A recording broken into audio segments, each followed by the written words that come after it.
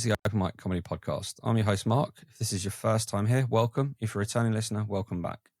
This podcast is here for everybody on the open mic comedy circuit, whether you're a comedian, an MC, a promoter, or a tutor. Hey, even comedy fans who enjoy watching stars of the future in pub basements around the world. If you're thinking I could do that, then this podcast will guide you on what to expect on this crazy circuit from those right in the middle of it. Today's guest is someone who enjoys telling long stories short, has a recycling obsession and can't stay faithful, just ask his bag for life. His bath mat will have a tale or to tell. His bath mat will have a tale or two. Give this man a guitar and a microphone, he's going to entertain. So please welcome to the stage, it's Mr. Gareth P. Morris. Thank you very much.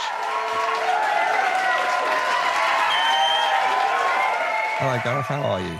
I'm not bad. Do you know what? That's the first rule of stand-up, isn't it? Is you should wait for the applause to finish before you carry on. And I already came in. Oh, thank you. I've got to ask, did you do that piano intro yourself? No. Oh, I like it. It's very, very honky tonk. It's got a bit of jazz to it. When I first created this thing, I had an introductory episode and I thought I need some music on it. And I just went Googling for royalty-free, happy music. And I found that and I went, that'll do for the moment. And it's just kind of stuck now. I'm sorry, everybody. I like it. Yeah, no, I like it. It's quite, it's happy. It's not too long either. You know, you see some podcasts and they really sort of play themselves. You get like a 30-second intro, and by the end of it, you think, I don't want to listen to this anymore. Yeah. No, it's definitely had to be short and sweet. But no, welcome. It's lovely to have you here. Give us your background because I'll be completely honest, hands up. I don't just interview people on this that I know. This is the first time I've ever spoken to Gareth or anything. So I have very little clue about his background. So tell us what it is. Am I your first Welsh comedian as well to have on? I think so. Oh, happy days. That's I've popped a virginity there. Happy days. If there's any sort of Welsh sort of slang I use, I like lush. I know is one that doesn't tend to translate over. I use that quite a lot. That just means good, whereas a lot of people think fields. Background in comedy. So I started writing stand-up at about 20 years old. It was all terrible. If you look back at it now, it is absolutely a product of its time. It's what I found when I started writing stand-up. I think I put it on Facebook that my interest was writing stand-up, and amongst all the boys, then you kind of got ribbed on it. Oh, he thinks he's a stand-up comedian. So I never performed on stage, but I've still got those notes somewhere around. See, there's just a book of all scribbles. So what I did was also, I'm setting myself a target. I'm going to try my best not to say I realize I've already said it 4 or 5 times already. So I want to get like a shock buzzer or something on when I say it. So I started stand-up in October 2021. I started doing some sketch. I always do sketch stuff on Facebook. I was always doing silly clips. I use an app called InShot, which is great for video editing. If you're a stand-up comedian, it's fantastic for doing the clips or like crowd work and things like that. So I used to use that for a lot of videos. And when my daughter was born in November 2020, take a step back then to March 2020 during all the pandemic stuff coming out. We weren't allowed to go into hospitals and stuff for the scan and stuff while the wife was pregnant. So I was doing a lot of dub videos, really silly ones. Like I did a dub video of Boris Johnson that went viral. I think if you search on Facebook something along the lines of "I really need to get a life" #bong, there's a dub video that I released.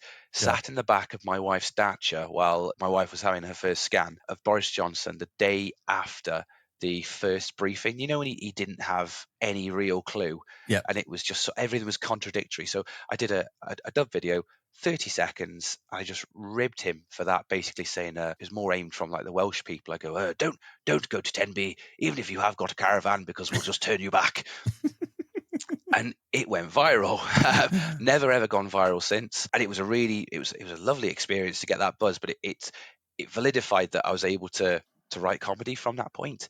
So I started writing stand-up from about then. I'd gone to before the pandemic hit. I actually went to a couple of the open mics just to watch and see what it was like, and think to myself, am I good enough for this? Then pandemic hit, did the dub video. When the daughter was born, because no one could see her, I started doing stupid videos with her. So I Mm. did dub videos with my own daughter. I gave her a French accent, which I don't think is punching. I think if I did other accents, that might have been punching, but French is fine.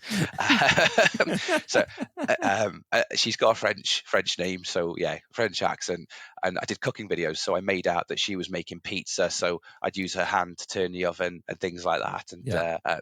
sent them then to the family because they couldn't see her, and that had a bit of popularity. So I put a couple of them on Facebook, and yeah, once again, it was one of those sort of validifying moments. I could make people laugh. So at this point, I had about 5 minutes of terrible stand up ready to go.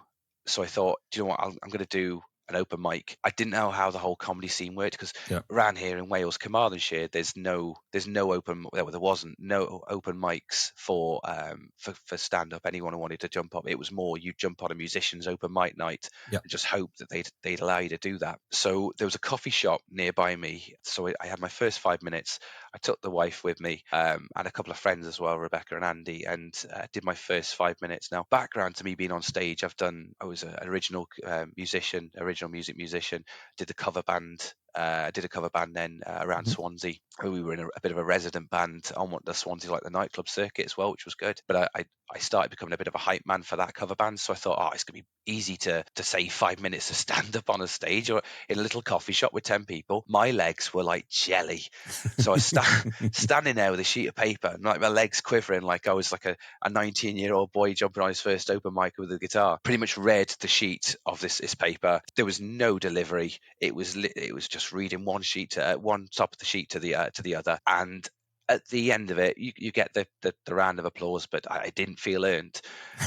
Sat down then, and as people were walking out at the end of the night, one woman came up to me and said, because I did a couple of jokes about being a family man. Yeah. Somebody said to me, "Oh, if you've got jokes about your family, you know you're going to do well, or you know you're going to do well, or you know that the audience will enjoy it." And that kind of stuck with me. It's like, oh, okay, so I wasn't totally crap. Yeah.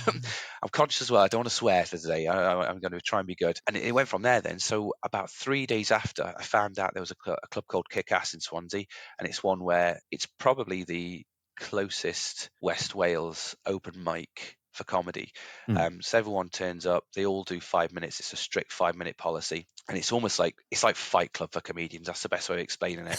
It was in it was in the back room of a pub. They close the shutters of the door at this pub, and there's just all these comedians in there. And you're talking probably 15, 16 comedians, but then you'd also have the ones watching as well. Yeah. It was a really great experience, and I'd started to learn a few of the jokes at this point. So there was delivery. So I did that. Yeah, I think it was 3 days after the first open mic. I really enjoyed that then. I thought we're on a roll here. Mm. And it went from there. So yeah, I've been doing it now for 3 years. I think I'm about 160, 150 gigs in. Yeah, that's decent. That's Yeah, so I decent. did I did all the because it's quite a small scene in southwest Wales. Southeast is great. You've got Cardiff, you've got Swansea as well as picked up as well. There's a few new material nights there in Swansea way. Carmarthenshire, there's only the nights that I'm running. Mm. Yeah, and I'm sorry, there's a pro night in the local theatre which is run by the council in Llanelli. Other than that, there's not much on. So you find it hard to get gigs. So that what I Yeah. decided to do, being a family man as well, I can't really travel any more than an hour. So I just decided I've got a PA system. It's all right there behind me. So I thought I'll run a night in a coffee shop. I'll make sure that it's a new material night. I won't sort of blow my own trumpet and go for a full on showcase because Mhm. I completely acknowledged my limitations and abilities. And it went from there really. So it started off as a new material night there in a coffee shop in Ammanford. That went on for about 2 years. And then while I was doing that, I started running these what I started off with a showcase then after 3 months, which was I'm very hesitant to call it a pro night because it absolutely wasn't pro, but Mhm. it was the acts doing the polished material rather Yeah. than brand new. And it went from there really. So right now I've got 4 regular venues. I've got one new material night in Llandilo now, which is a little village about 10 minutes away. I've got a pro night in Cwrw in Carmarthen. If you're into live music, Cwrw has won. It's won loads of awards. It's a great indie venue. It's really supportive. Mm. They've always been great. I've got a pro night in like a pub in Nantgaredig, which is a great venue. It fits 50 in this little tiny room, and the venue owner is really really pushes to fill it up. And then I've got a monthly night in Llanelli in a craft brewery. So that's all the nice all the nice venues. Yeah, I mean, So, you've done really well to get that number of gigs in, considering your location. Because I imagine, unfortunately, quite near London, so I got a choice of, I would say, a minimum of 4 or 5 open mic nights per night to pick from. crikey. It's insane You in think for London. London, that density of people, I can at least name 4 that happen on a Wednesday night alone. Well, how many people would you get to one of them down that neck of the woods? Um, it does vary quite a bit because there are so many nights and because there are so many comedians. I assume, like with your kind of stuff in the more rural areas, we have it where I live. I'm outside of London, but the nights go on so infrequently that the crowd that comes are coming for the comedy. Whereas you do find a lot of the stuff in London is that you might generate a crowd by just passing trade from some people in a pub, and then they'll go downstairs to the comedy or whatever. So people aren't necessarily invested because they've not gone out for the comedy. They just went, oh, there's something going on whilst I'm here having a chat with my mate. Let's go and see what that's about. So you can end up in, I mean, I've done a gig in front of one audience member and the rest of the comics, which was probably 7 of them. And I've done gigs in front of 60, 70 people, like proper audience members as well. So Nice. it's the diversity in London is absolutely crazy. You think, like a little area, you think there can't be anything goes on, but all of a sudden people flock to that, and you're like, and their location, if it's near a tube or a train station, people are coming. But if people have to walk far to it from a tube or a train station, they may not get to that pub that you're in. They'll stop somewhere else along the way. That's a friend of mine lived in London for a brief time, and she just said there was just something on every single night. Yeah. If you wanted to save for a house, it's just not the place to go, because one minute you've got a secret party that you have to follow instructions for. Next minute you're rave. Next thing comedy night. It's yeah. Yeah, you can really go to town if you want. In London, you could probably gig on an open mic circuit. I mean, most of the time, you don't generally get open mics on a Friday or Saturday. That you do get the odd 1 or 2, but not many. But you go Sunday to Thursday, you could gig every single night, and some nights you can probably even double up. Crikey. Yeah. With down this way, it's a similar thing down this way. I wouldn't do a new material night on a Friday or Saturday, because I'd see them as like pro or like showcase territory. Yeah. You find with Swansea and Cardiff as well. Cardiff is 1 to 2, potentially 3 nights a week. Yeah. You find the new material nights won't really step on each other's toes between Cardiff and Swansea, because we just want to get bums on seats. Yeah. So you won't get many sort of doubling up on new material. But yeah, the pro nights, I think I've doubled up twice, and that's in 3 years. Yeah. It's a geography with us. You find it's if I was to go to Cardiff, it's an hour, and that's just driving. Swansea, it's 45 minutes. So it's hard to double up and that unless you do it on the way home. Yeah, we have, though, in London. There are some promoters that aren't keen on people doubling up, because I think this is only really a London thing. The London thing has like the stayers and the bringers. Yeah, I saw that. It's the bringers. I see the point in them. I see the benefit of them. There's a few nights where, especially a few of the new material nights, where I've wished it's been a bringer. Yeah. Like you said, it's been. I've done one before where it was 6 acts and a comedian and a one punter, and it was a nice experience, because you're able to have the notepad out and you're able to just sort of do what you wanted to do. But on the other side, I thought if that was a bringer, I'd have had 12 people there, But you don't see any bringers in Wales. I can't say I've come across a bringer in Wales. I think stayers is good manners. So what I found with showcases or like sort of pro nights, I don't think stayers are really necessary, because it's a case if you've got the promoter and the venue owner would have got the people in there and bums on seats. But I think for new material nights, I think a stayer is good practice. So I tend to say with my new material night, I recommend people stay there, because every act is then getting the same amount of attention as the other act in terms of laughs and response. Yeah, and you see a few as well. I've made a note on this to actually mention it, but you see a few comedians, they'll turn up, they'll have driven 45 minutes, they'll do 5 minutes on stage, and as soon as the next break is up, they've shot. And you think to yourself, how much have they really learned from that? I found when I first started, I learned a ton from just watching other people going up and doing their 5. So I think it's good manners, and I think it's beneficial for your own development to stay, to be honest. Oh, I completely agree with you. It's especially when you're starting out, you get to learn so much more what other people do and their mannerisms. I mean, I always had this thing whenever I was watching people going, I wish I did that. I wish I could do that. How do they command that part of the stage? How do they get that piece of the audience invested in them? Whereas I felt when I was on stage, they weren't really that bothered. What did that person do that's different? And then I think when you start looking at that and you start understanding that it's not just being on stage and telling a funny joke and this and that, it's everything that goes around it. Everybody is aware of it deep down, but nobody actually understands it until they think about it deeply, I think. I found with so everyone imagines got it. It's this Adam Bloom's book he released a year and a half ago, about a year and a half ago now. He's got the whole thing of your circles and your squares where you get that one joke that'll start the ball rolling. And I found that. So as soon as I had one of those circle jokes, it would the ones that would get a good response, it would open the room up. Then you can tell, like say, your straightforward jokes then, but it takes a while then to get that first joke that you know is going to release the audience. Like for me, I'll always say about I'll have a bit of a back and forth with the audience if I'm doing a showcase or a pro night, and I'll say to them that, look, I'd love to be a family friendly comedian, but I'm not. A lot of my songs are quite dirty, and then I say to them, do you know who I really wanted to be a family friendly comedian? So I researched family friendly comedians, and do you know who the best worldwide family friendly comedian is on a lot of these sort of online lists? So I'll get a bit of a back and forth with the audience, not too much because you don't want to eat into your time, but the top family friendly worldwide comedian is still Bill Cosby, and it always gets exactly, so everyone's guessing. Like I've had Ant and Dec, Jason Manford, a couple of American comedians who wasn't for that thing done, and then drop Bill Cosby, and it hits nice as a punchline as well, So that tends to break the room, and then from then you've chatted, you've got a rapport with the audience, then work it through. Then that's how I tend to do it so far. Yeah, I noticed from looking at some of your style of comedy, especially when it comes to using the guitar, you do have you have a switch at the end of a lot of the stuff, and you just you don't see that coming whatsoever. I mean, I won't ruin it entirely, but the bit where you talk about burying the bag for life, the next bit after that, I mean, that was just like, what? Oh, yeah.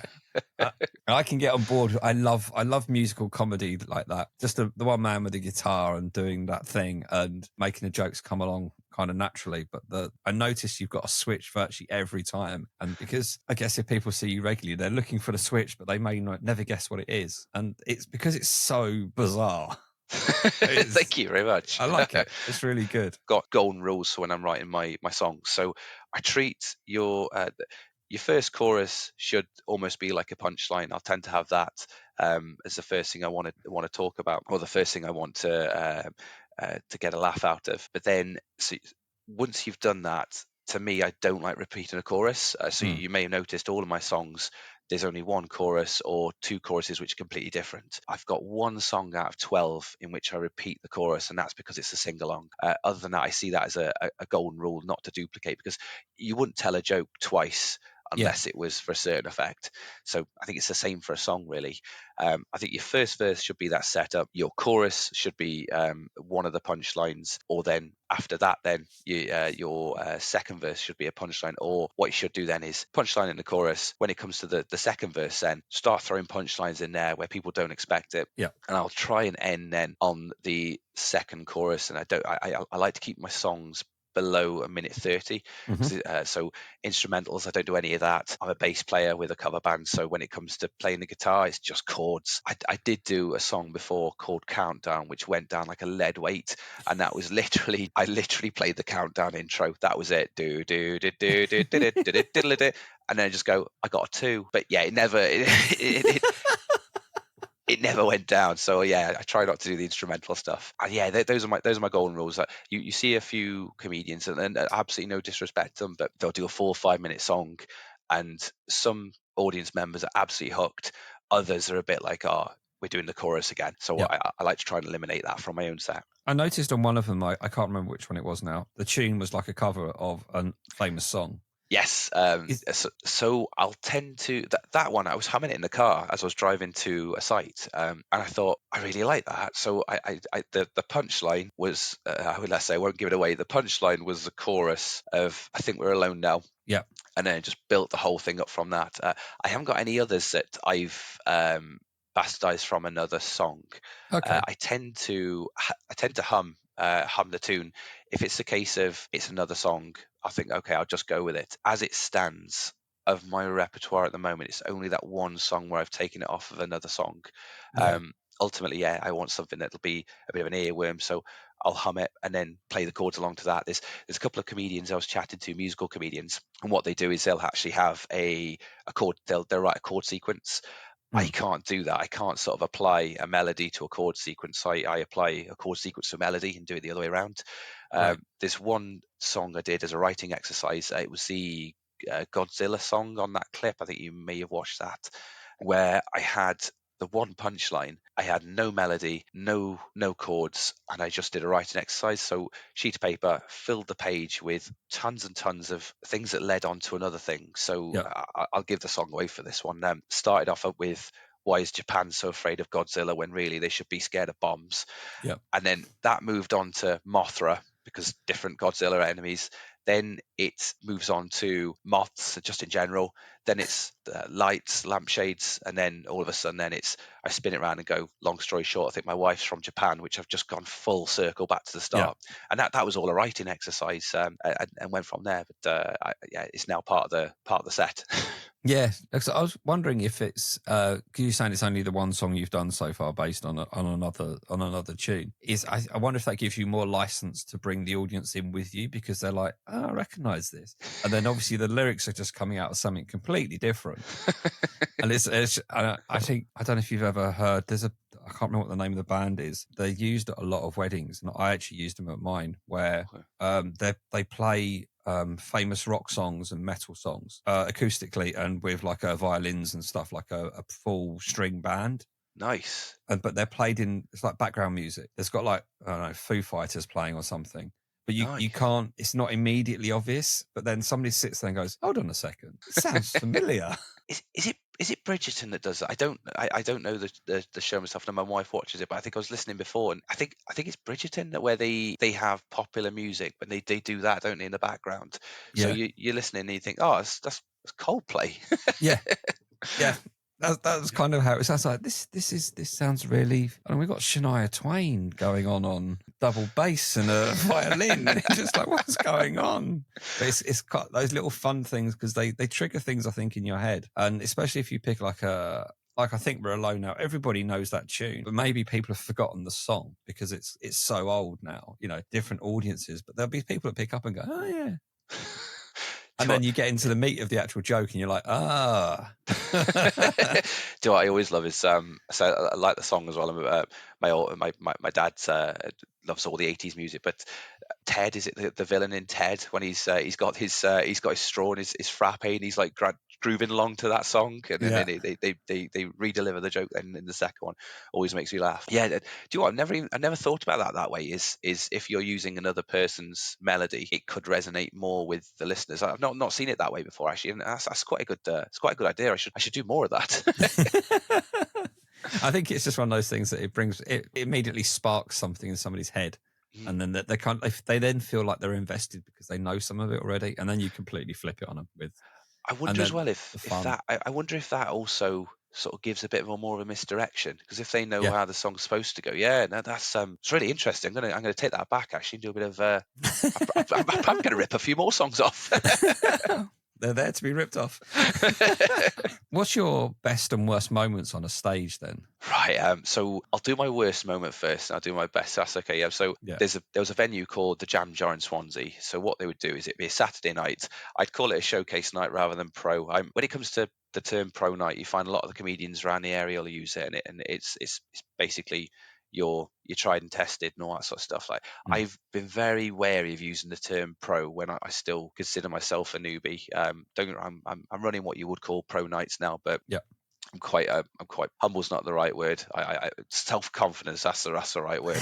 I've not got much of that. So my worst moment, there was a venue called the Jam Jar in Swansea. They've closed now, and they used to do every Saturday. They would have an MC and 4 acts. It's your typical opener, 2 middles, and a headliner. And it was an open pub, free entry, the high ceilings. It was on paper a comedian's worst nightmare. Now I'd done a couple of middles there, very much sort of they take the open micers to have a go at it, and it was great as a stepping stone. I'd done a few middles there. I'd done all right with them, to be fair, and then I was offered my first opener. So I felt like a dog with 2 dicks when they gave me that.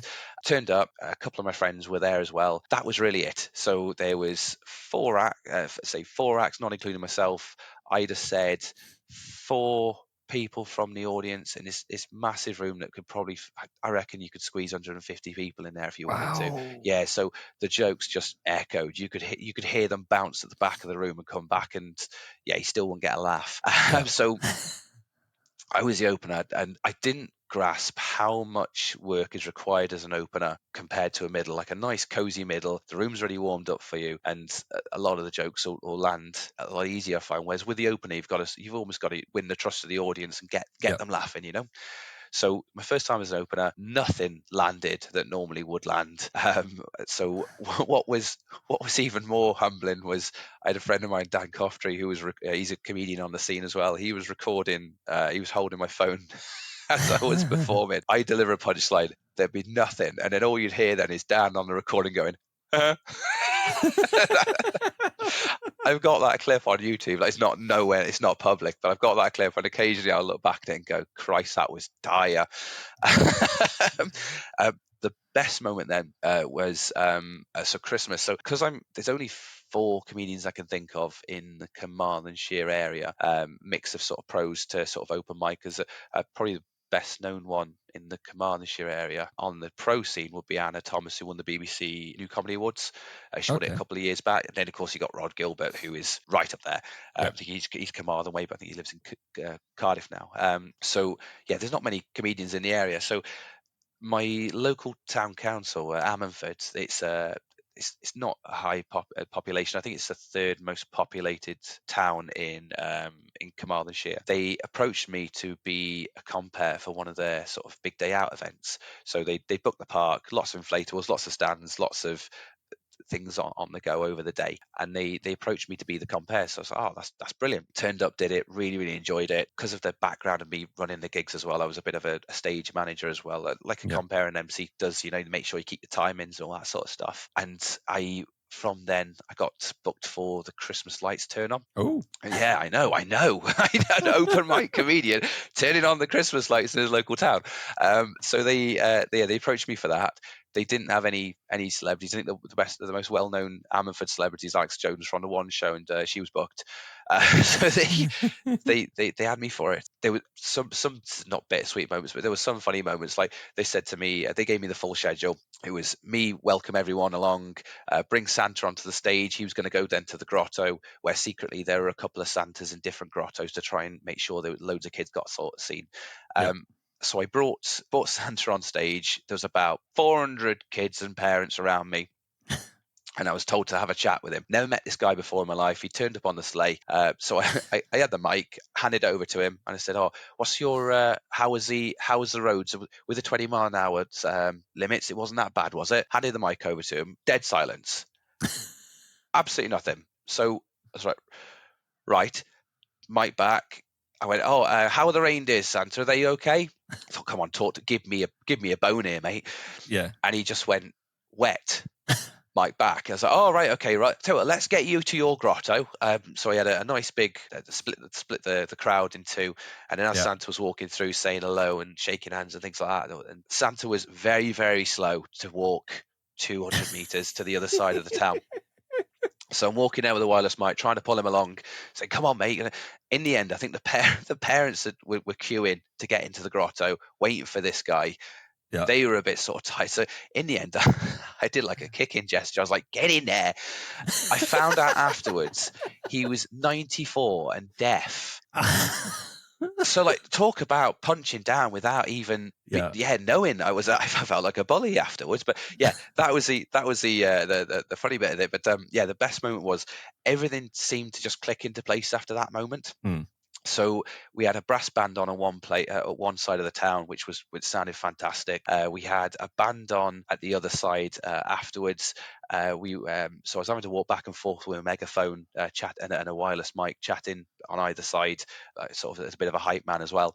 When it came to the end of the day, then or about halfway through, the band had an incident where there was personal circumstances. The bassist couldn't do the gig, so they the organizer of the event said, "Go, we've got a real big problem. Bassist of the band has had to pull out. Do you know any bands?" My band, I'm in a cover band in Llandovery, about half an hour away. So I said, "Oh, we wouldn't be able to do it this last minute. We're talking 2 hours time." Yeah.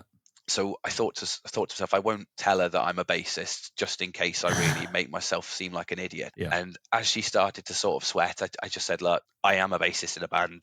I could dep if you wanted to, but I'm not very good at depping. I'm not the type of person who can ad lib. When it comes to comedy, I'm the type of person who will have everything bullet point or precision bulleted. Yeah. I know where all my punchlines are.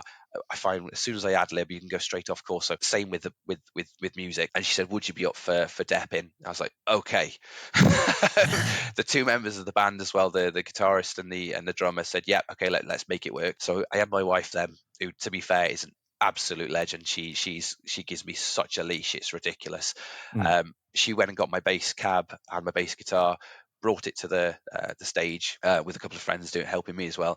Set up on there, and the bants through chatting to the audience was great. I had lots of good back and forth with the audience, and then all of a sudden, then I jumped on stage and I was playing bass with the band as well, and it all worked. It was one of those moments where you felt like an MVP. You know, it was really it was lovely. So that's probably the best moment. It wasn't necessarily a comedy gig. I couldn't really say many jokes. It was more of a compare sort of event, but it felt like I'd done a good service. I'd earned my keep. You know. Yeah, definitely. Yeah. So when you speak about running gigs and promoting gigs, do you actually MC them yourselves, or do you get other people in to do them?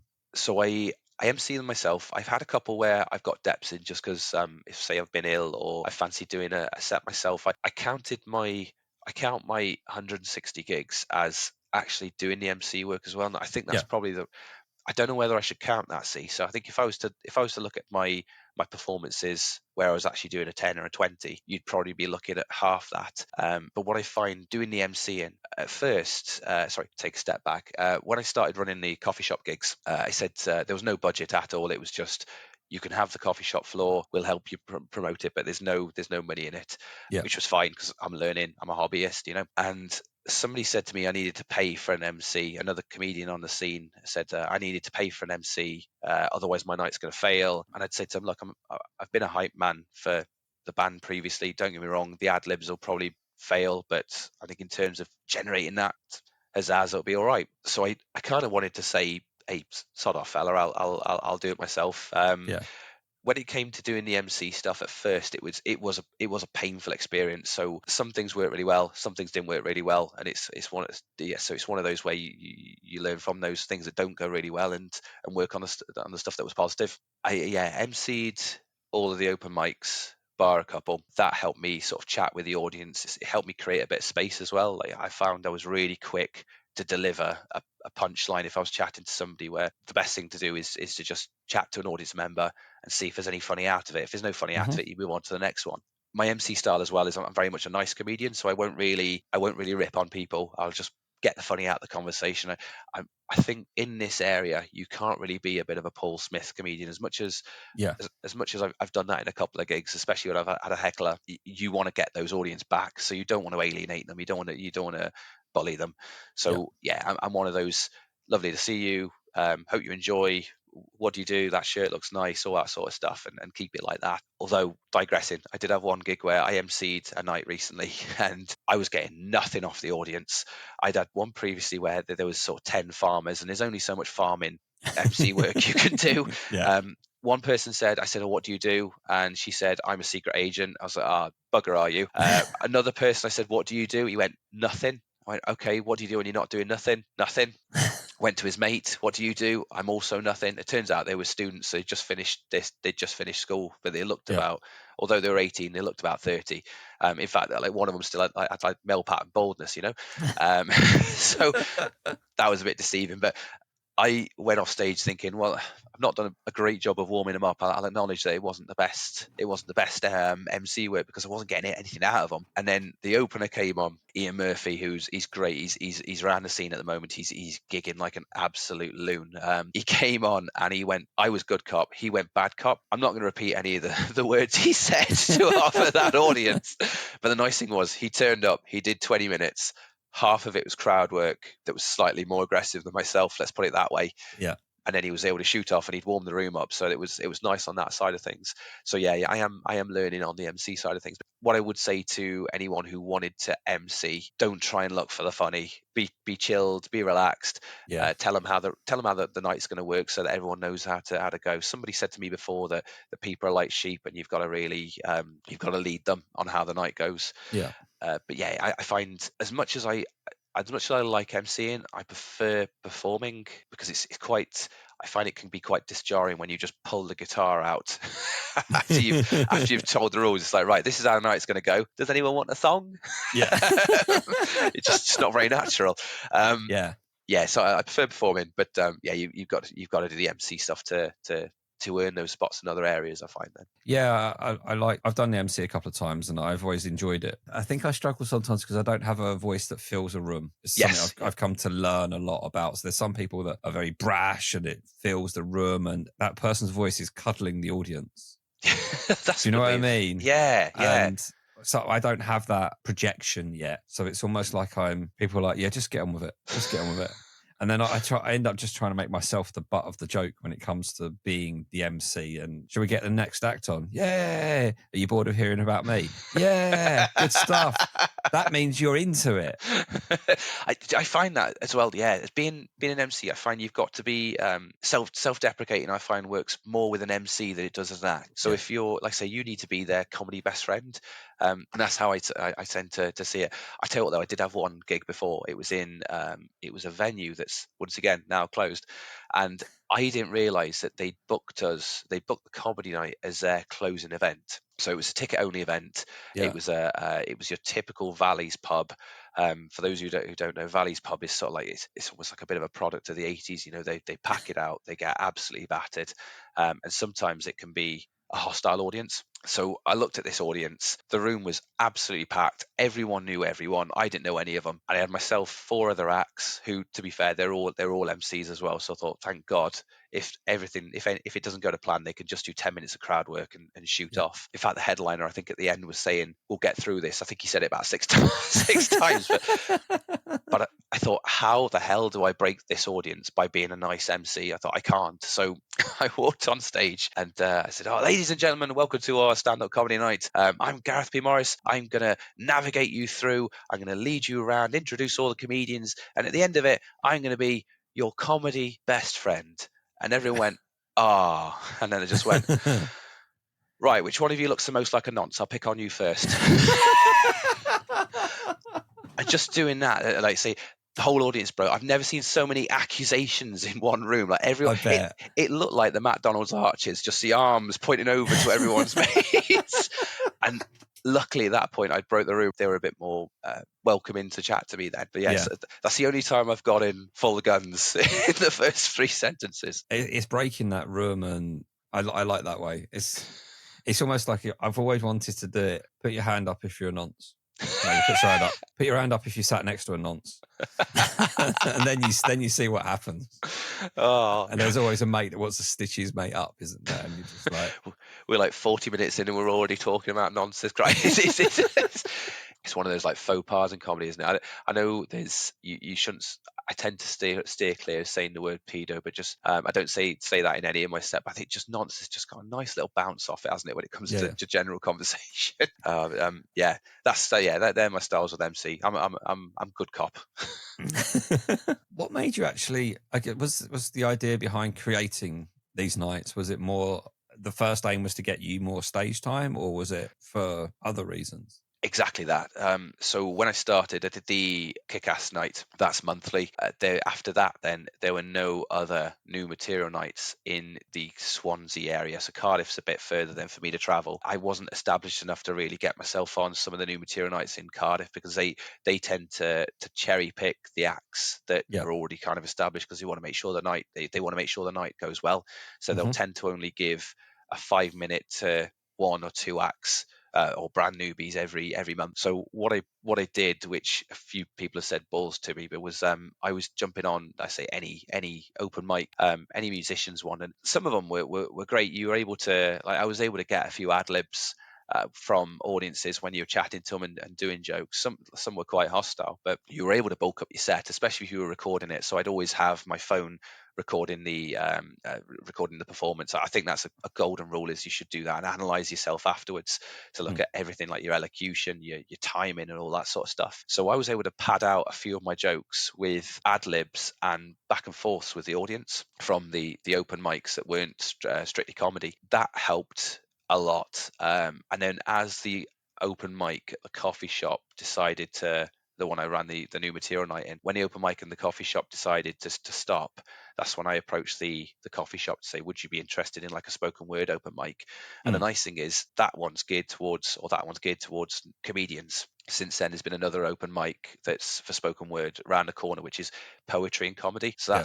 that's quite nice. I'm able to drop down there, and they give me up to 10 minutes stage time just to chat to the audience. And that's, yes, it was more a claw for stage time. So when I first started as well, because I'm an unknown, very difficult to get. It was very difficult to get spots, Mm. as you'd expect. If somebody turned up to me now and said, I want to have 5-10 minutes, and they didn't have a clip, and yeah, you'd tell them where to go. So yeah, so that's where how it happened really. I wanted to earn a name for myself rather than try and muscle in on somebody else, or potentially get a bit, not hostile, it's the wrong word, but potentially sort of have an argument with the promoter as to, oh, why won't you book me? But Yeah. what you find then is, as well, when you first start, you've got all this confidence. You think, oh, I'm gonna rule the world. I'm gonna be the next Rod Gilbert. That lasts after about 5 gigs, Yeah. and then you find then it becomes a bit more of a, let's focus on the art of it. Let's listen to the audience laughs. Let's work on it, and go from there. And it's only, I think, when you appreciate that sort of side of things that you open yourself up to being eligible for a pro night or a showcase night. Yeah, I mean, like I said, with London, there's more prestigious clubs than others within like the London circuit, and there's one particular club who have a new act night, and after I'd done my first ever gig, I was like looking for how to do more gigs. And I found this new act night at this famous comedy club. So I emailed them and said, "Oh, your new act night, I'd love to appear. How does the process work?" And I said, I've just done a showcase event and this and that, and just got into it. I'm really enjoying it. They said, "Yeah, come back to us when you've done 200 gigs." Yeah, that's a new act night. You're like, It's one of wow. it's like a vicious circle, isn't it? Yeah. That's one thing I would say to any new comedian, though, is go and gig anywhere. I'd recommend. Some people say you're mad doing the musicians open mics. So what I would advise is double check with the guy who's, or woman or whoever who's running that night, to say, would you be happy with me doing spoken word? So a lot of the venues running open mics have been absolutely fine with me just jumping on between musicians, because Yeah. it's less setup time. I just walk on stage with, say, one guitar or a sheet of paper. Yeah. You get a few though that will say strictly music, because it's a strictly music audience. But I found they've been, if you want to start running a night as well, by going and introduce yourself to these open mics that don't have spoken word events, you open yourself up to a rapport with that manager to Hmm. get one going if you wanted to. And that's how I started myself. I jumped on a open mic, and within 2 months I was running a spoken word event at that very Yeah. venue. Oh, cool. You mentioned to me in like a previous conversation we've had before we recorded that you're involved with a festival that didn't quite go to plan. Yes. Yeah. So I've been on the news twice now.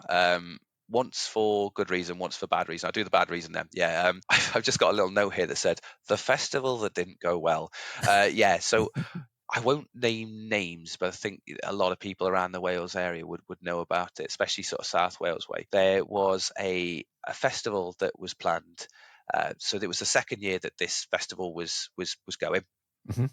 in Kidwelly in Carmarthenshire. I think previously they'd had some flack from the locality because there wasn't enough community events going on, any like fringe events.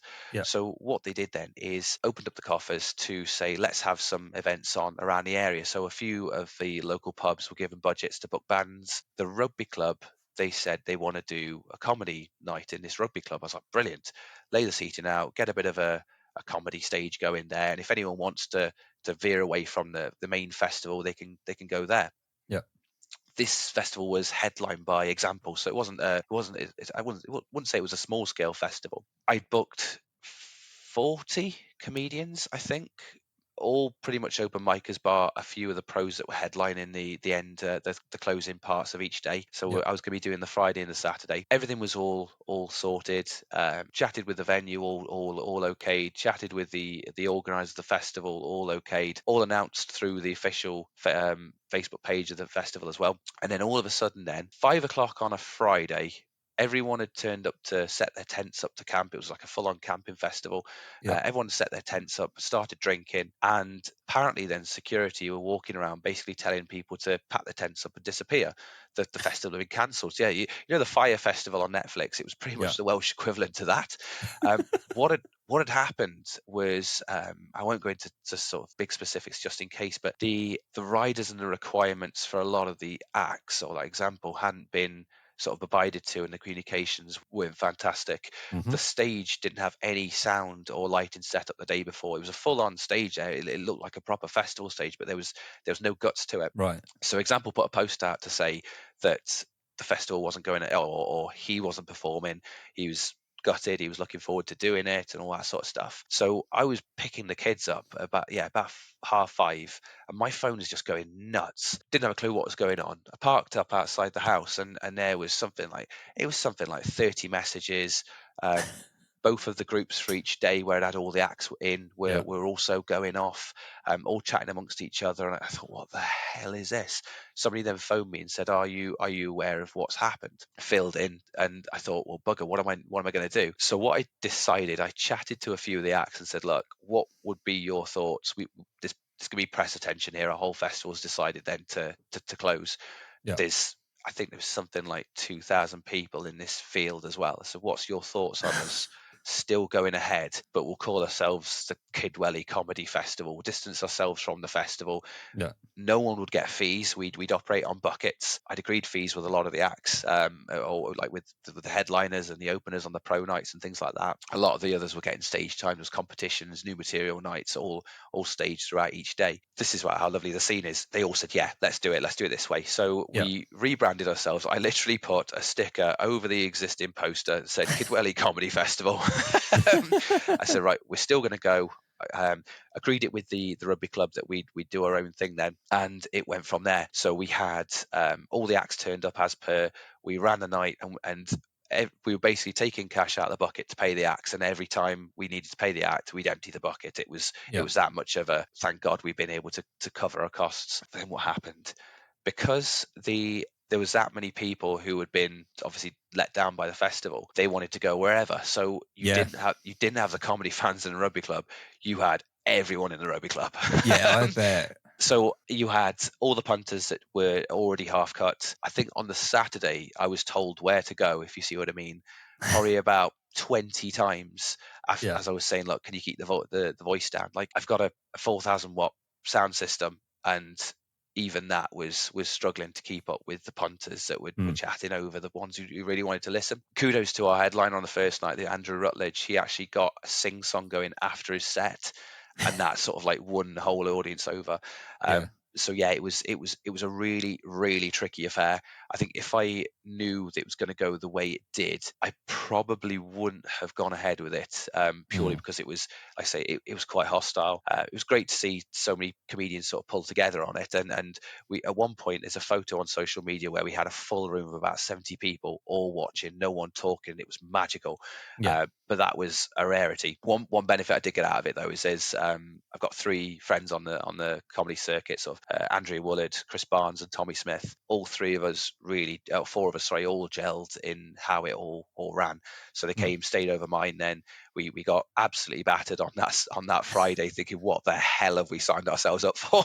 Yeah. Also on the Saturday, and then did the Sunday then afterwards. But yeah, that was there's an article on ITV somewhere of me sort of in a t-shirt sort of similar to this, black with sort of dots. I look like coronavirus. Basically, yeah, basically saying about how it's a bit disappointing. So that was that was the festival. Yeah. Flip on it. The second time I've been in the news was I was about 6 months in when I started in the October, and in I think it was April time we got the inception. So Rod Gilbert had been diagnosed with cancer, and one of the venues that was near me was a venue that he'd tried to save. It used to be called the Parrot. He tried to save it. They did have to close down eventually, but they rebranded as a new owner took over. He was doing a fantastic job, changed his name to Cwrw then, which is Welsh for beer.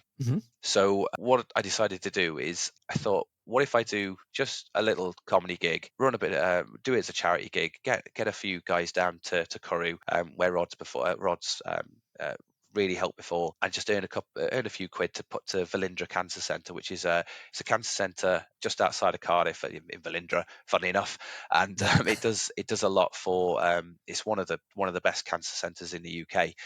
It's got a fantastic reputation. I don't think I've ever heard a bad word said about the place, and it caters for a lot of people around the UK. Yeah. So I thought, raise a couple of quid, send it to Velindre, and just have a nice time. So I decided that one, and then after that, as I was planning that, I chatted to a few promoters and said, would you be up for running a gig as well, and maybe do 3 or 4 promoters doing 3 or 4 gigs within a week and make like a mini Fringe thing? Everyone jumped to it. They all said they'd be up for doing that. Then that went from 4 promoters to 13 promoters. Wow. I know all pros as well, a lot more senior than myself on the scene. They all said, yeah, let's do it. Branded ourselves as Wales Stands Up. So we did 22 shows most of them were within the week, all around Southwest Wales. We did sort of have a few jabs at North Wales and sort of said, oh, DM me, hun, we want to do some gigs together. But they didn't comply. We had 22 gigs from Carmarthenshire all the way to Cardiff. 22 shows, 2 or 3 a day. And we culminated then with one gig in Rabina, Cardiff way, which was near to Velindre, where we do the final count and the novelty check and all that sort of stuff. Yeah. I only thought I'd be raising 200 quid from the Cwrw gig. We ended up doing £13,000.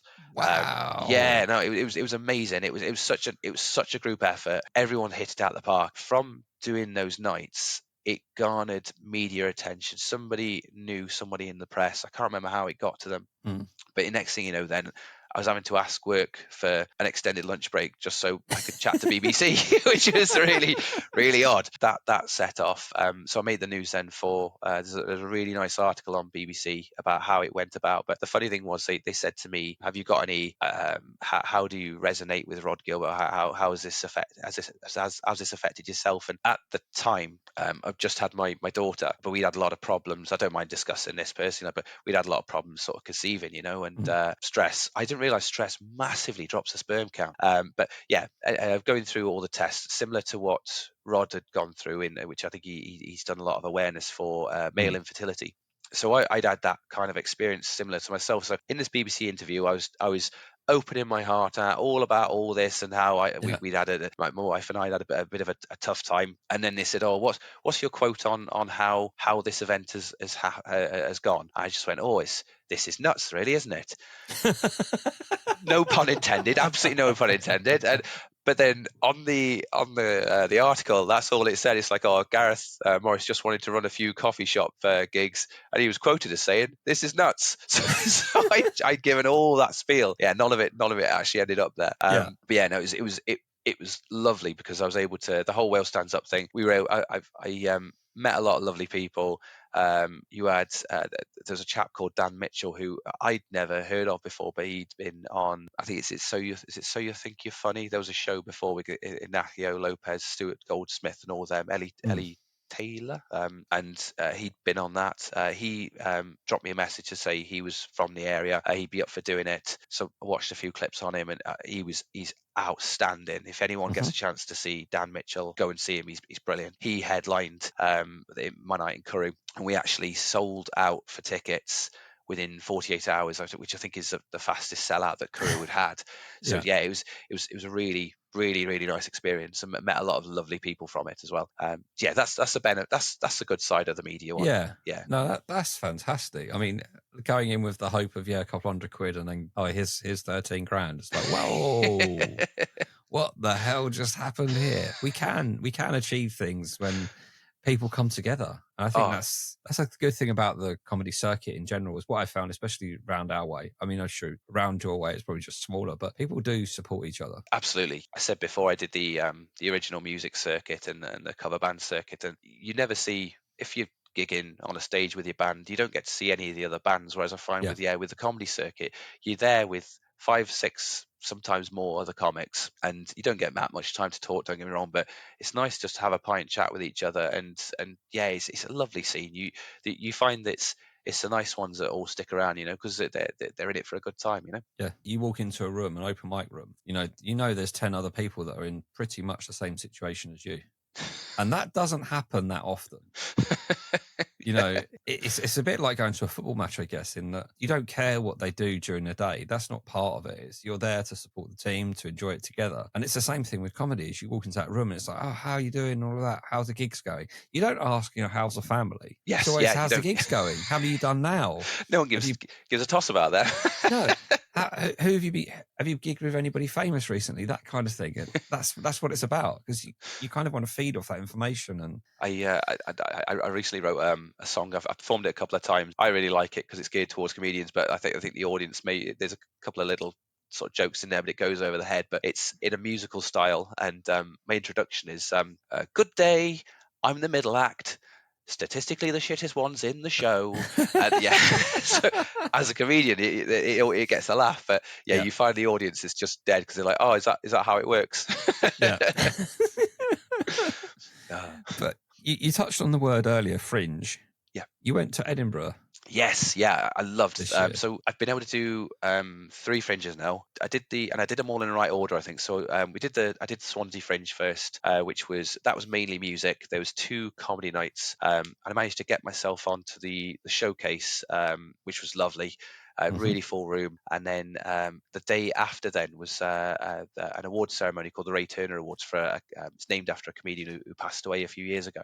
I won a Ray Turner Awards, which a Ray Turner Award on behalf of, say, with Swansea Fringe, because of the charity work I've done. So my the certificate I've got is like the nicest guy in awarding comedy. I don't know how to take that though. So I almost want to write a bit on that. I'm the nicest guy in comedy on that year. So it's like, do I?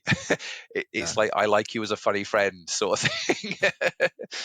And I was able to perform on that one as well. So that was lovely. It was a nice introduction to a fringe event on a really, really small scale. One of my friends, Tommy Smith from the festival, approached me. He'd done Glasgow and Edinburgh the year before, and he said, "Would you be interested in doing Glasgow? I've been offered an hour, Mm. and what I'd be looking to do then is split it 2.5 hours." So I was a bit sort of wary because I said, a wife and 2 kids. So you see these people do a full run. I thought I couldn't physically or with work be able to do that. So Yeah. there's a promoter called Gigging It Up, who's really accommodating for us type of sort of comedians, where we've got families, so they'll just do sort of weekends or as long as you want. Hmm. So for Glasgow, we did 3 nights in the Griffin pub, which was opposite, I think it's called the King's Theatre, where you had like Mark Nelson and Susie McCarby and all that. And I think Frankie Boyle was on one night. Okay.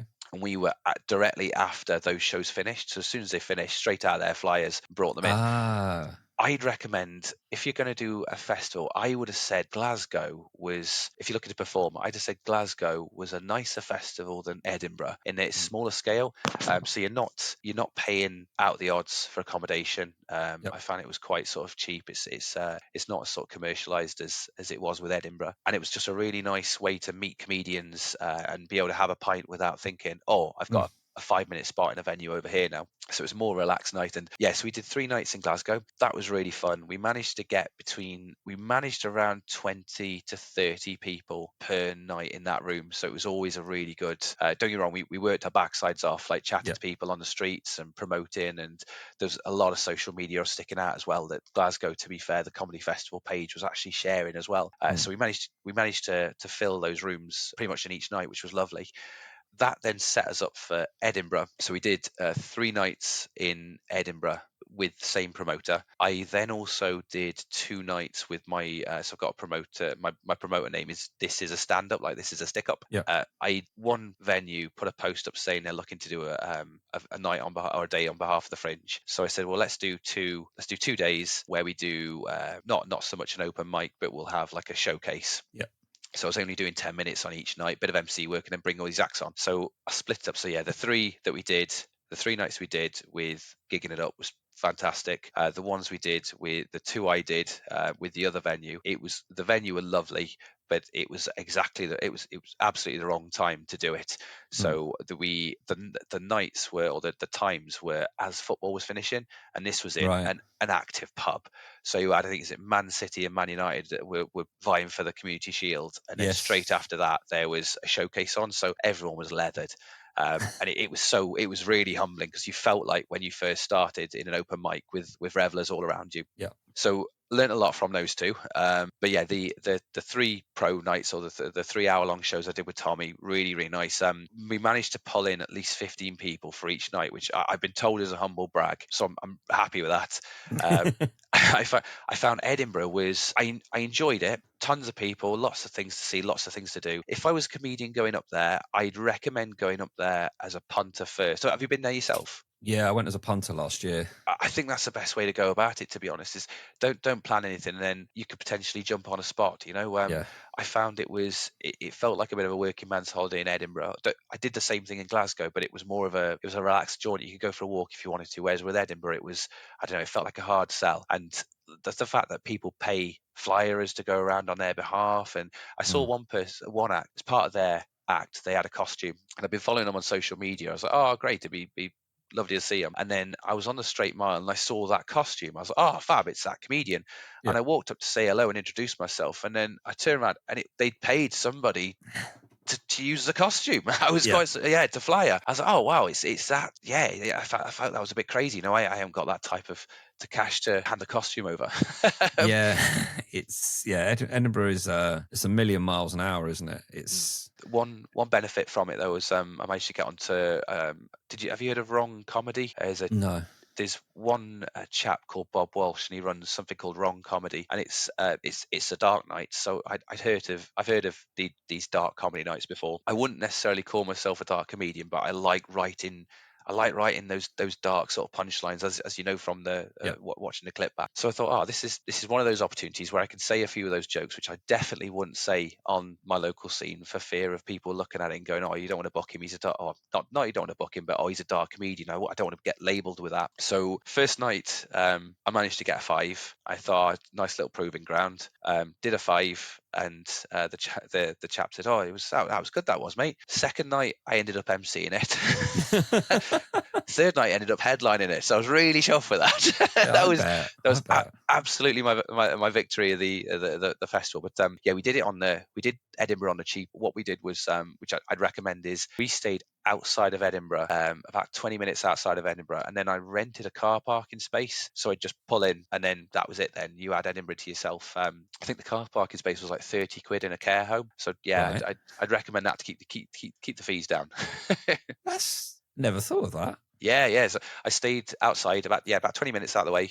Rented an Airbnb for 180 split between me and my mate for the 3 nights. Then £30 for a car parking space in a care home. So the accommodation and let's say the drive was nothing. Yeah. So all in all, I think we did Edinburgh for about 500 quid between the both of us. So wow. I know. I was really chuffed for that. I am so tight. I only breathe in. So that was a real achievement. I love that. Is that a future plan again to go again, do Fringes next year and stuff like that? I'm going to see how it goes. So I did. I've been offered Glasgow again. I really enjoyed that one. So I may go up with Glasgow, see if the wife allows me to go up, and then see how we go with Edinburgh. I'd probably go up as a punter and then just do a few 5 minute spots. I managed to get onto it was a musical showcase show as well, which I think was ran by the chaps who did the British Comedian of the Year. That was lovely. I managed to get on one of them, and that was like a proper sort of theatre style night. And yeah, so I'd probably go up as a punter next time. Just take the guitar just in case, and go from there. So kind of reversing back onto we mentioned about joke writing earlier. What's your favourite joke you've So come up with? I've got I like those jokes that are written to the point where, like, say, only they say that only you can say them. The wife's a pharmacist, so I've got one joke about my wife being working in pharmacy. I don't mind saying it. I know a few people don't say their jokes. I don't mind. I just say, oh, so I've got a wife, and she's a pharmacist, and occasionally we will act out that profession at night time, and sort of like wink to the audience then, and then just say, I sit outside the bedroom with a prescription and I wait for 8 hours, and occasionally she tells me to come back again tomorrow. So I like, yeah, this like silly. It's slightly naughty, but slightly silly. Yeah.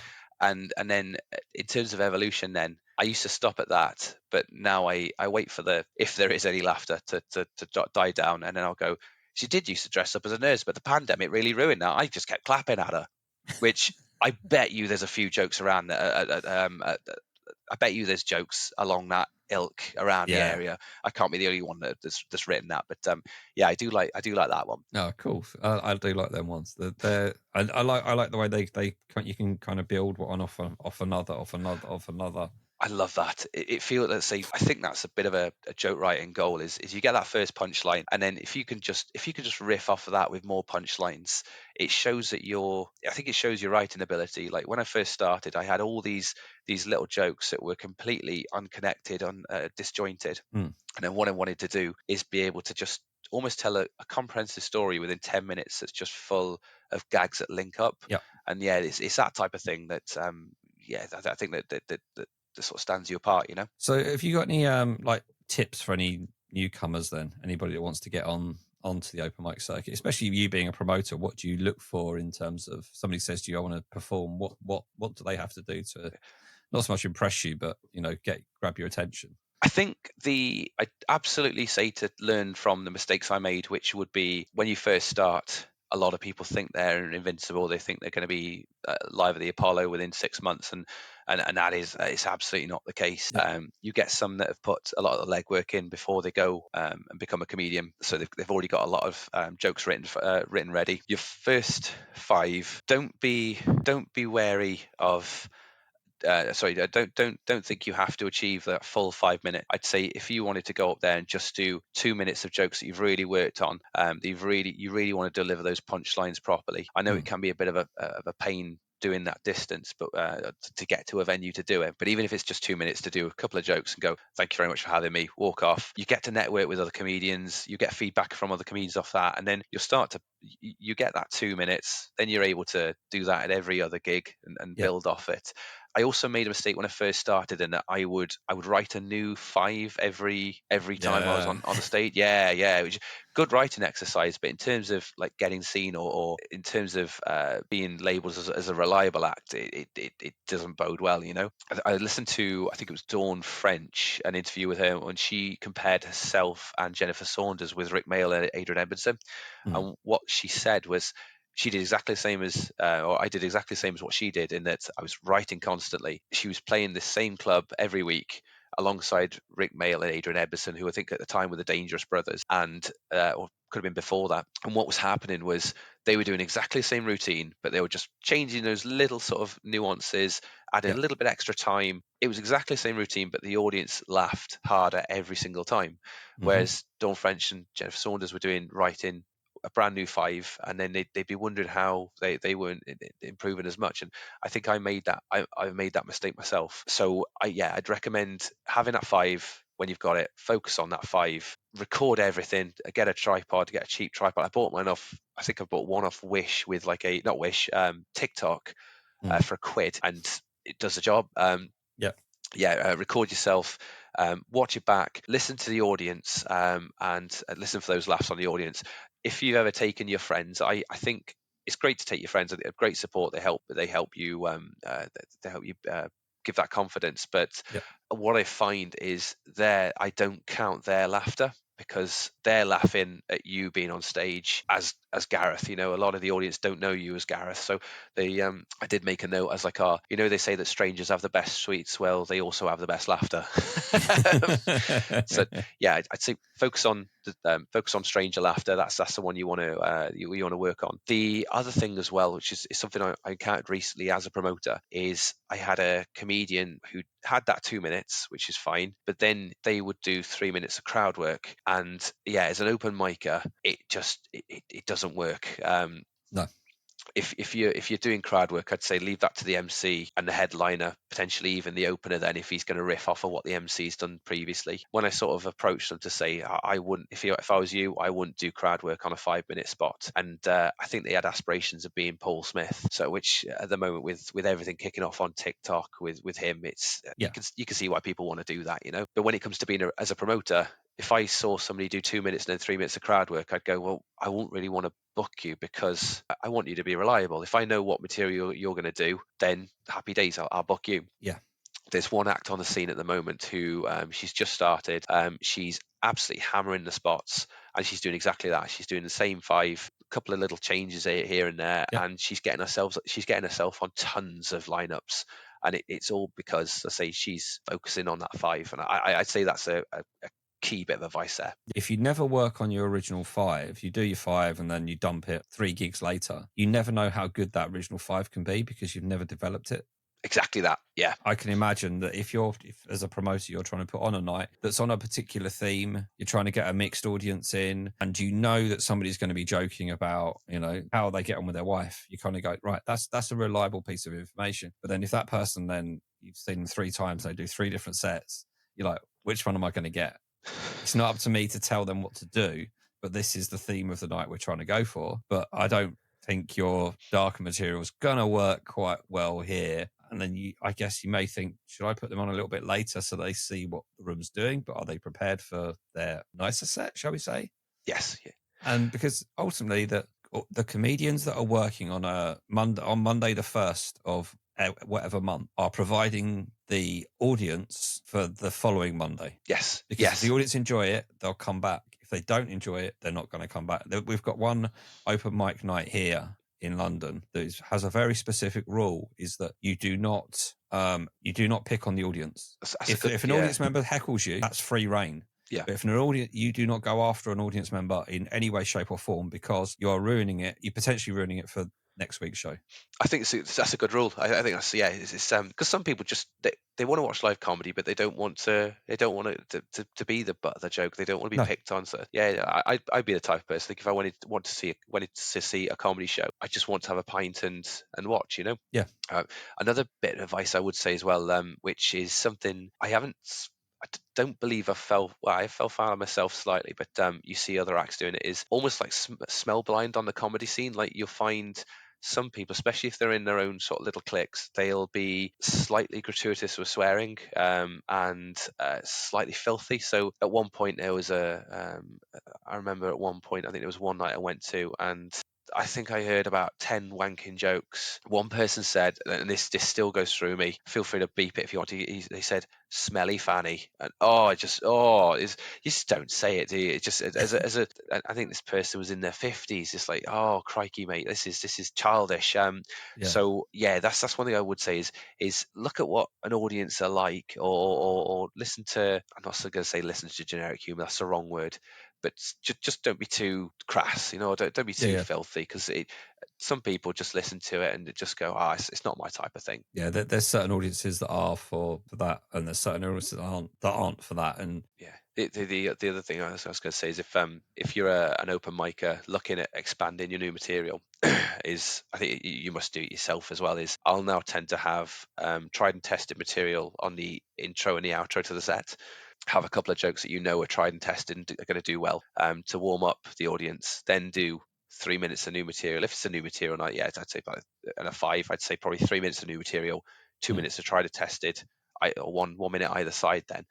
Yeah. I think that way, at least if the new material doesn't land, you've got something then that will land. Yeah. Ultimately, you want to be entertaining, and you want the audience to be entertained. So Yes, exactly. and I always think it's always a good thing to, if you've made a mistake or you've forgotten your lines or whatever, own up to it, Oh yeah, because yeah. audience love that. Audience love it when it goes wrong. Oh, exactly. Like I'm like I like to acknowledge if something doesn't work. Like some people will glaze over if a joke doesn't work. I think if you've got a list of almost one-liner gags and one doesn't hit, you can glaze over that. But I think Yeah. if it's something that you've set up, then acknowledge it. Just go. I've got one that sometimes it'll hit, sometimes it won't.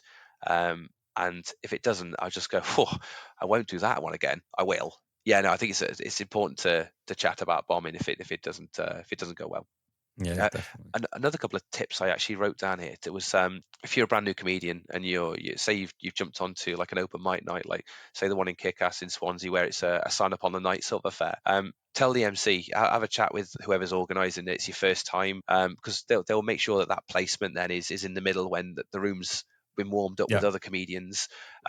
Feel free to take a sheet of paper. I know it's better to have that sheet behind you, but you'll see pro comedians walk up there with a notebook and things like that.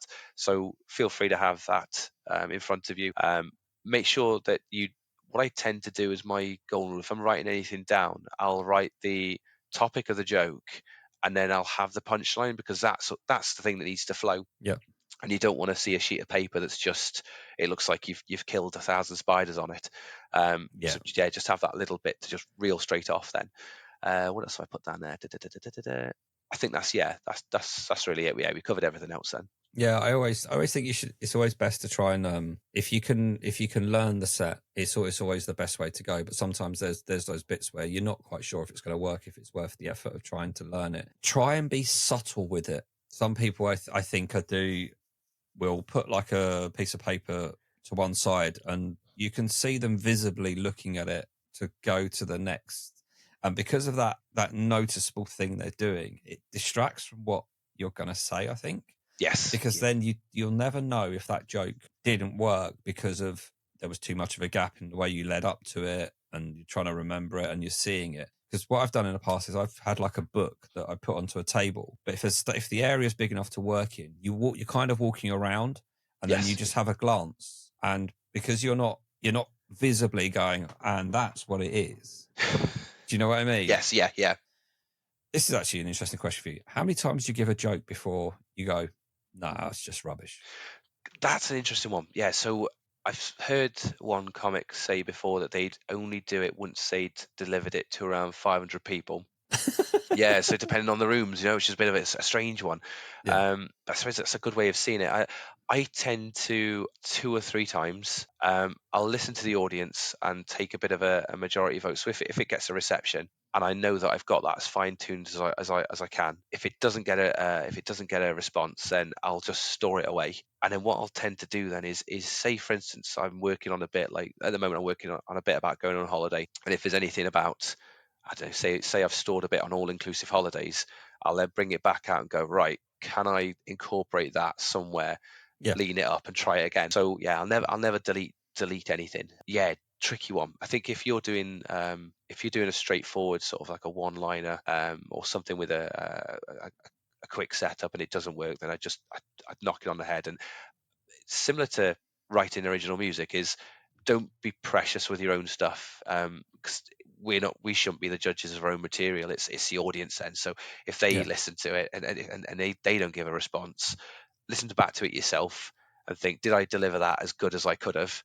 If Mhm. you think you have, just chop it, Yeah. and put it to one side for later then. What I find interesting as well is when you're delivering that first joke or that one you've written, and the laughs aren't where you expect them to be. So you always think Yes. as a comedian, you think, oh yeah, it's going to be that bit.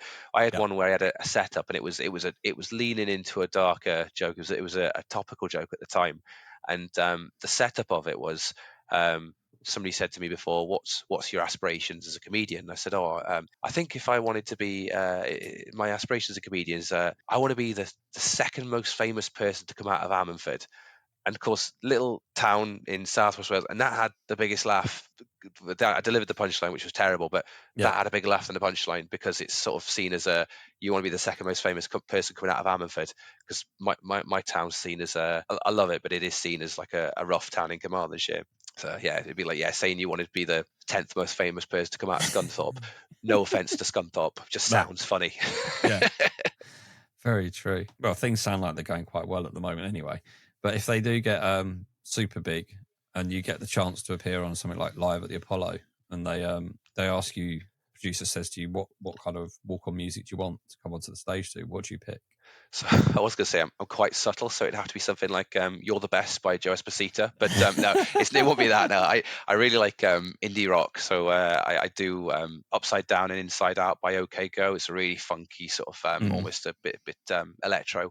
I've got a comedian on the circuit, a friend of mine, Matt Reese. He's brilliant, and I think he said to me before somebody asked for intro music, and he just said, "Oh, anything by Lost Prophets." just see the reaction. Yeah, it's probably not the best one to pick these days. No. We're slightly winding down now. So Yeah. As you are a regular listener, you know what's coming up. Yeah. But other listeners or new listeners may not. It's something I like to set, called the Comedian's Challenge that I set. Every comic that comes on here is to tell a joke from this book called The Little Book of Shit Jokes by Sid Finch. Okay. The comedians get to pick the joke they tell on stage, and I like them to film it and tag us in it, put it on Instagram, etc., etc. But I don't get to pick the joke by the words. I have to pick it randomly by page number. So what they're going to get, I have no idea. And the title of the book is extremely apt, remember. So you're not going to get, you might get a classic, but it might not be a good one. Okay. So if you want to give me a number between 5 and 95. I don't think anyone's picked 8, because I think you can't do duplicates, isn't it? I don't think anyone's picked 8. How about that? Oh, somebody has picked 8, but there's 2 jokes on it. Oh, fab. Okay. So the joke I'd like you to tell on stage is, I love when the earth fully rotates. It really makes my day. Oh, it's terrible, isn't it? That's awful. I have no idea how you could build that into a set. I do actually. I do have an idea. I think it's kind of a bit of a cop out. It's the way I did mine, was that I told the joke from the point of view of a young child. I think I do. When I'm emceeing a gig, I think I would probably like, when you're on like the down spiral, you just sort of like, oh, haven't we had a good time, ladies and gentlemen? Like, Yeah. I think I'd drop it in on one of those types of moments. I could see you've done it. You've immediately thought of, where can I get this stupid joke put in? That's I'll get that done. I've got a gig in, I think it's 2. I've got a couple of gigs, but they're on behalf of other people this week. And then I've got a showcase in, I think, in a couple of weeks' time. So I will drop it then and I'll send it over to you. Yeah, just post it on your Instagram and just tag us as a collaborator or whatever it's called. Is it collaborator? Brilliant. Yeah, collaborator. Yeah. And then they'll appear on our wall and they'll get shared out and stuff for everybody to see. So lastly, where can people find you? Yeah, so I'm in the southwest Wales based, but I operate pretty much anywhere in South Wales. So I tend to focus on the Carmarthenshire area. I like to, because of the family, I don't like to go too far, so I tend to stick around there. Yeah, you can find me in Ammanford, Llanelli, Carmarthen. I tend to gig quite a bit in Cardiff, Swansea. And then in terms of outside of Wales, I've only done the Fringes, and I still haven't gigged in England. I haven't actually crossed. Yeah, no, I've done Wales and Scotland, but I haven't I've missed that big patch in between. So what are your internet socials? I'll put those in the description. Yeah, of course. So it's I should have them up and ready. So on Facebook, it's facebook.com/GPMcom. Okay. For TikTok, it's Gareth P Comedy, and I think it's exactly the same then for Instagram. I'm just going to get my Insta up. I think it's at Gareth P Comedy for that and TikTok then. Thank you for your time today. It's been absolutely a pleasure having a chat with you and learning about open mic comedy outside of London. Oh, it's been change. If you ever want to come down, more than welcome to. As I say, it's a nice little scene. So if you ever fancy a break, feel free to pop down. You're more than welcome. Thank you very much. And you can find us on Instagram at Open Mic Comedy Pod. We've got a website, openmiccomedypod.com. Whichever platform you're listening to this on, give us a follow, subscribe, whatever the buttons are called these days, and a like and a share and all of that kind of stuff. It helps grow the audience that are listening to these lovely people, and these people can get a bigger audience. And you never know, you may be listening to a podcast now, 10 years time, and this person has just hit live at the Apollo. You never know. And it could be down to people growing on this. Who knows? So I'll say, lastly, thank you very much for your time again, Gareth. Oh, thank you very much, Mark. It's been lovely. And for everyone else, I'll speak to you all very soon.